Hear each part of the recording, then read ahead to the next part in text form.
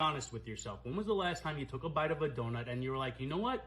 I'm good. I'll save the rest for later. This would happen to me all the time, and I could never put the donut down. But it got even worse because every time I told myself I was gonna start eating healthier, start a diet, I would just keep having these mental roadblocks. Like, oh, you had a bit of a donut. You know what? We'll start tomorrow. And then you're like, hey, you know what? I had a piece of za. Oh, I guess we'll just start that tomorrow. And you know what? At this point, we've already had a donut. We've already had a za. We'll just start tomorrow. It's fine. Here's the thing. Tomorrow never actually comes. But if you can relate and you've been going through something similar, I actually found a solution that helped me go from this to this in about 2 months. And it was actually my British friend who let me in on this little secret, because he told me that when he came to America, the very first thing that he noticed, and I quote you, Americans just like to overindulge. The Brits out here just don't have a problem putting their food down and being like, you know what, I'm good. And he said it was like a well-known thing in England that everyone over there is just taking a couple different things to help. The very first thing that he mentioned was to start taking apple cider vinegar daily. I don't know if you've ever tried this for yourself, but I hate vinegar. Fortunately, these gummies actually taste more like apple and less like vinegar. These are going to help with improving your gut health, which also is going to be able to kind of